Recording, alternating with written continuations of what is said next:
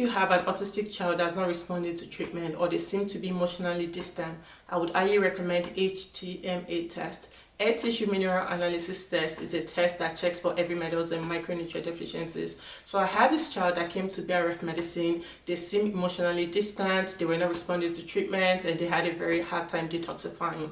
So we decided to run this test, and this was what came back. Calcium was extremely elevated, and so was magnesium. Most people would think, oh wow, magnesium is high, calcium is high, we need to reduce intake. Absolutely not.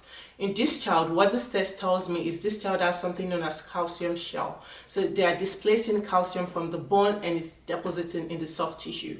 And calcium displaces magnesium, right? So if we're having magnesium and calcium displacements, that's not a good thing because we need all these electrolytes to balance the system.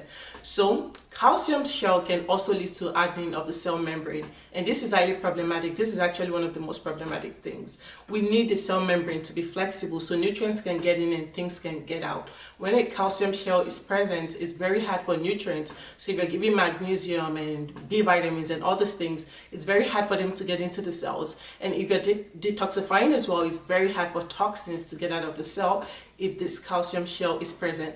And I mean, a lot of people don't talk about this enough, but this is actually a major factor if a child is not responding to treatments. That's one of the things that I would check. So what is the cause of this calcium shell? There are different causes.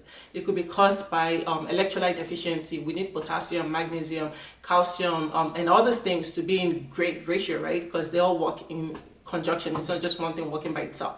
Also, it can also be caused by chronic stress. So that can lead to something known as adrenal fatigue or adrenal exhaustion, where they're not producing like aldosterone, what helps with maintaining sodium or balancing electrolytes. I mean, there can be several causes. Also, this child had elevated barium, which again can displace potassium. That's also problematic. So it's not just one thing. A lot of times it's usually the combination of several things, and we need to fix those things layer by layer. So it's not just something we can do at once. So if this sounds like your child, you've tried everything or they're not responding to treatment, they seem to be emotionally distant, this could be the reason why. If you're interested about this test, visit brfmedicine.com, or if you have any questions, be sure to drop them and I'll be glad to answer them.